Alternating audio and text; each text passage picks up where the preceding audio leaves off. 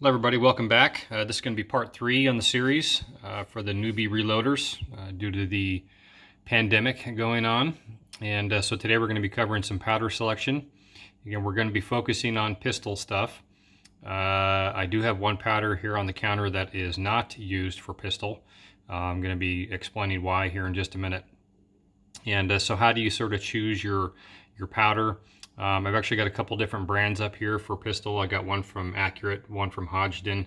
There are a few others as well. Again, you could have a discussion all day long about what's best. I have a couple here that I use. I actually have a third one that I don't have on the counter here. That's made by Hodgdon, which is Tight Group, and it's also one of my favorite powders. So how do you go about choosing what powder? Obviously, the manufacturers are generally going to point you to one that is acceptable for pistols. Accurate number 2, acceptable for pistol rounds. Also, obviously, Hodgdon Cfe Pistol. The CFE stands for copper foul eraser. So it helps the copper from building up in your barrel. It's sort of an additive they put in the powder. So many times you can find load data for any of these powders, either on the website or in the manuals. I have one right here. Sometimes you can't find data that is easily available. For example, earlier this April, as soon as the pandemic hit and I was looking for some Cfe Pistol here, wasn't able to find any. As a matter of fact, I had gone into Cabela's and the only thing they had was Accurate number 2, which was not my ideal round. Or my ideal powder. Thankfully, the Accurate website did have a load workup for me, but it was a little bit hard to find. There are ways to work up load data when maybe you can't find data online or within a book. So one of the main things that you want to have present with you is the burn rates for all the powders. I actually have this right up above my bench so I can reference it if I need it. This is, I think, the latest edition. This is from November 2019. So this is the burn rates for all the powders that are out there, and this should cover all the ones that are out there right now. And this is in order from fastest burning to slowest burning. So the fastest burning powder, you can see there at the top, number 1 spot, Norma R1, and the slowest burning powder on this list would be the Vitavori 20N29. Would be the slowest burning. Generally speaking, your pistol powders are going to be near the top of the list, closer to number 1, and your rifle powders, as you get bigger and bigger cartridges and big magnums, are going to be farther down the list towards the bottom here. That's pretty accurate. There might be a little mixing in here as you get towards the middle of the list, but generally pistol is going to be towards the beginning and a rifle is going to be towards the end with a little bit of mixing in between. All right, so burn rate's very important, and faster burning powders, you definitely got to be a little bit more careful with your charges. There's much less room for error. There's a good example here, my 9mm load book here. If we look at Cfe Pistol, for example, the starting charge weight is 4.9. and the max charge, they say, is 5.4. And if we look at Cfe Pistol up here on the list, it's actually number 42 there.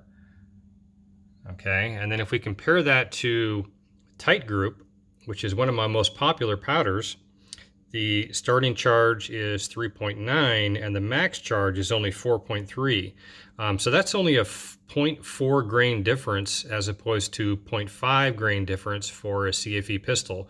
Now, that may not seem like a lot, but if you look at Tight Group here on the list, it's up at number 15.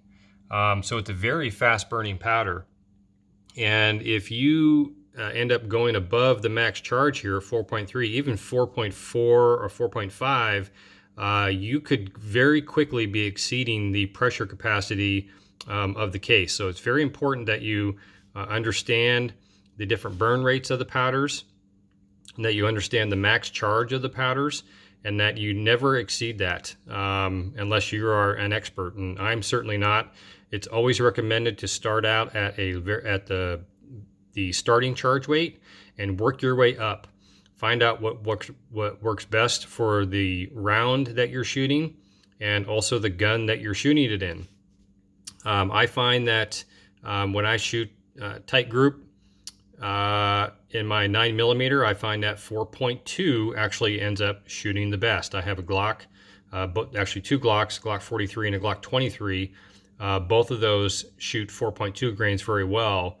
When I move up to a 40 caliber, I end up shooting about 4.5 grains. That seems to work best. It seems the most accurate for what my gun is. So anyway, that's a little bit about some different powders here, a little bit about the load data. Most importantly, you have to really pay attention to those burn rates. That's very important when you're working up load data. You got to be sometimes very careful because the spread between minimum and maximum generally gets smaller as your burn rate gets faster. All right, so let's take actually a close look at these powders right here. Let's take a look at what these look like, and I think you'll pretty clearly see why one burns faster than the other. Okay, first up we've got Accurate number 2. This is a ball powder, and you can see why they call it a ball powder. It is little tiny balls, and very fine, very small. It actually looks bigger on camera than it actually is. You can see that it even just hops around, even me just sort of touching it here. This is a very sticky powder also. I really don't like using Accurate. At least number 2. Again, I had to use it in a pinch earlier this spring. It tends to stick to my equipment. It tends to sort of fall all over the place when I'm loading. It really is sort of a mess. I did one reloading session. I loaded up maybe just a few hundred rounds of 9mm, and I had to totally break down my machine and clean it because this powder had just gotten everywhere, in every little nook and crevice. I think this would work much better from a hand load perspective, where you're hand loading actually each charge, as opposed to working on a progressive machine like I was. So this is Accurate number 2. It's a ball powder, very small, tiny balls, and a little messy and a little bit sticky for a powder. Sort of in the middle of the range as far as burn rates goes on the powder selection for pistols, but that's Accurate number 2. All right, let's move on to Cfe Pistol. Okay, Cfe Pistol is a flake powder, and I'm going to try to spread these out so you can see these, but they are essentially almost a ball powder that has been flattened into a small flake. And I probably won't be able to grab one here and show you on camera, but hopefully you can see that much different than the Accurate number 2. This meters very well in both progressive and a powder measure if you're hand loading. Meters very well. It's not sticky whatsoever. Doesn't get all over the place. Very popular powder, Cfe Pistol. I do use this quite often, although it does take a little bit more of it to achieve my desired weights that I'm looking for, as opposed to Hodgdon Tight Group, which I don't have on here. But Hodgdon Tight Group looks very similar to Cfe Pistol. It's a flake powder. And so this is Cfe Pistol. You can see the difference there. So less sticky and very good powder. Very popular powder, Cfe Pistol is. All right, now I'm going to show you one more here that is not representative of pistol, but I think you'll see the difference. It's actually a rifle powder, and we'll move on to that. And it is IMR 4895. Okay, so IMR 4895 is actually a rifle powder. Usually small rifles. I actually use this in my 223 or my 5.56 loads, at least it's one of the ones I use.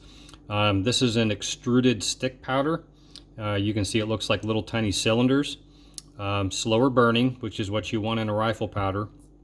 And slow is maybe not exactly an accurate term. It obviously doesn't burn slow, but in microseconds, it definitely burns slower than the pistol powders. So this is an extruded powder, and you can see little tiny cylinders. Not sure if that's going to show up very well on the camera or not. Slow burning powder, and these are used for rifles. And as you get up to bigger and bigger rifle cartridges, magnums, and even the 50 BMGs, you will find that these sticks get bigger and bigger and bigger, and can get very large, as a matter of fact, representatively speaking, to really slow that burn rate down. So you can build up the pressure within the side of the cartridge to shoot those those large big magnum loads. And even if you have like a 300 Winchester Magnum that shoots anywhere from 110 grain bullet up to 220, 230, some powders will work well for one grain and won't work well for another. For example, this 4895, I will use this to load up very low weight 300 Winchester Magnums, but as I get a larger grain bullet, I can't even use 4895 anymore. I actually have to switch to a different powder that's a little bit bigger, extruded powder grain here that slows the burn rate down. So that's just a good example of that. So anyway, those are just a few powders. We covered just a few pistol powders. The Accurate number 2, the Hodgdon Cfe Pistol, and the IMR 4895, which again is just a rifle powder. And so stay tuned. The next part in the series, I'm actually going to do a load workup, and we're going to load up some 9mm on my Dillon machine and just do a quick workaround. We're not going to do a whole bunch, but just to show how you get it set up, get everything metered well, get your measurements correct, and we'll show you how that's done. So that'll be coming up in the next video. Thank you all for watching. Appreciate it. Please like and subscribe and share. And if you do have a question, please leave a comment below, and we will start a discussion on that. Thanks very much. Have a great day.